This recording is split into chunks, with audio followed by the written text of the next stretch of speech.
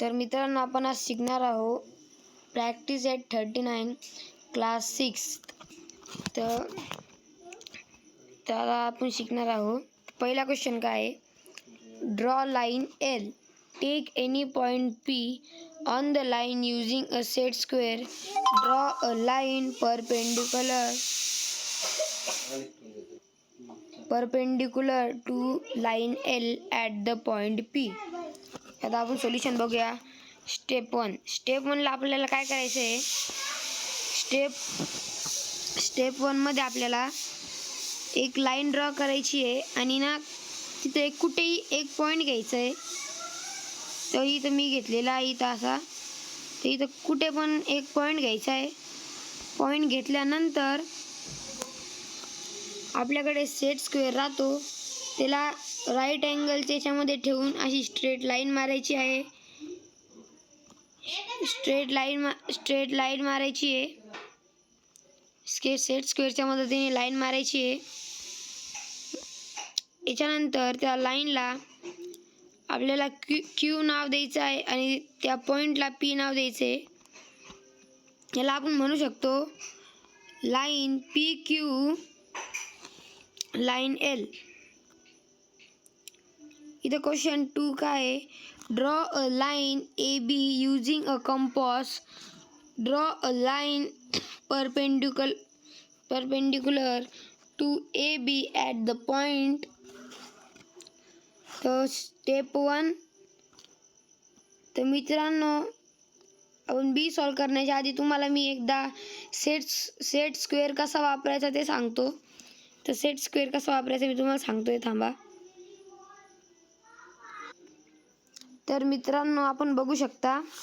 तर मी set स्क्वेअरचा use कसा करतोय. हा सेट स्क्वेअर असा ठेवायचा आपल्याला. तुम्ही बघू शकता. एक लाईन मारून असा सेट स्क्वेअर ठेवला तर हे इथून पण राईट अँगल, इथून पण राईट अँगल, इथून पण राईट अँगल आणि इथून पण राईट अँगल, असा आपल्याला सेट स्क्वेअरचा यूज करायचा आहे. तर आता आपण नेक्स्ट क्वेश्चन बघूया. तर मित्रांनो, इथं सेकंड क्वेश्चन काय आहे? Draw a line A B using a compass, draw a line perpendicular to A B at the point B. इथं सोल्युशन बघूया. आपल्याला एक लाईन ड्रॉ करायची आहे. तिथे कुठे पण ए आणि बी पॉईंट द्यायचा आहे. बी पॉईंट जरा सेंटरच्या जवळ पास द्यायचा आहे मनाने. त्याच्यानंतर स्टेप 2मध्ये आपल्याला बी पॉईंटवर आपला कंपास आहे. तर कंपास ठेवून आपल्याला इथे सारख्या अंतरावर 4 सेंटीमीटर घेऊन इथं रे मारायची आहे. त्या रेला एक पॉईंट देऊन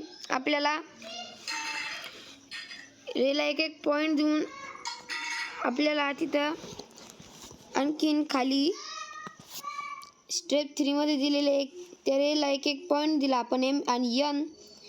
त्याच रेवर बी वरून थोडासा अंतर ठेवायचं आहे. बी वरून जरा जास्त अंतर घ्यायचं आहे आपल्याला या एन रेपासून.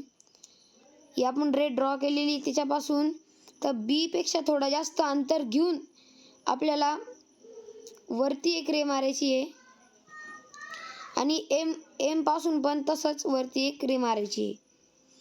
त्याला आपण म्हणता येईल line B C, line A बी.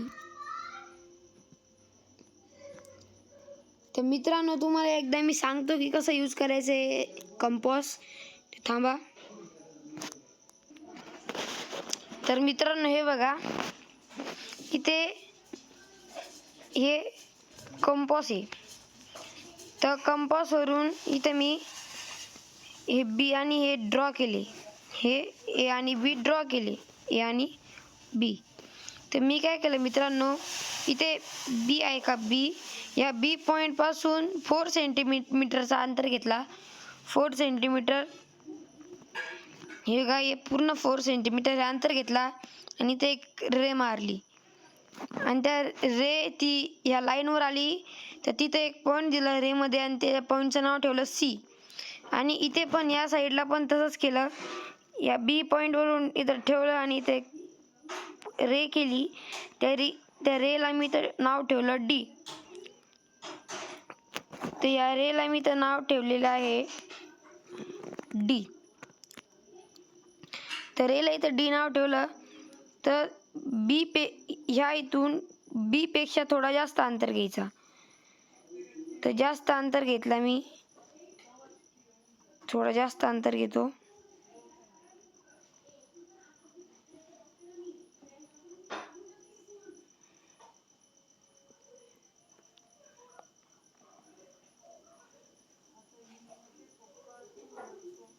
हे बघा मित्रांनो,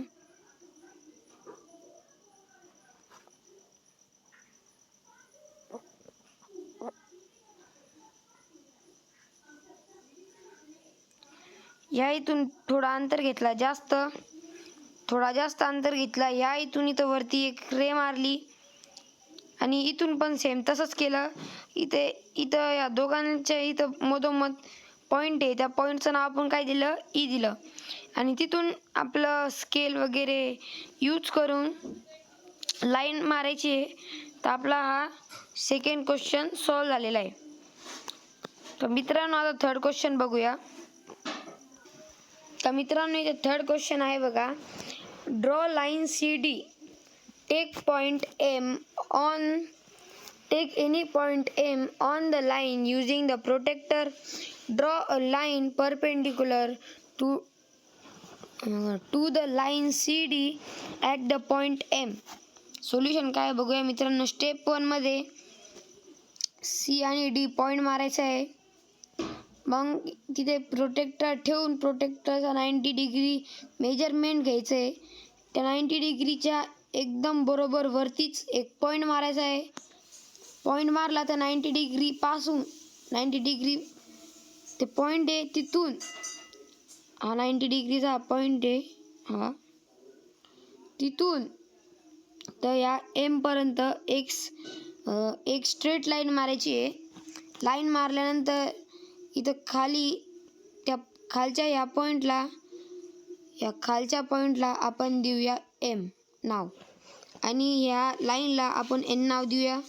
इथं म्हणता येईल लाईन MN आणि लाईन CD. तर असं सॉल्व झालेलं आहे मित्रांनो.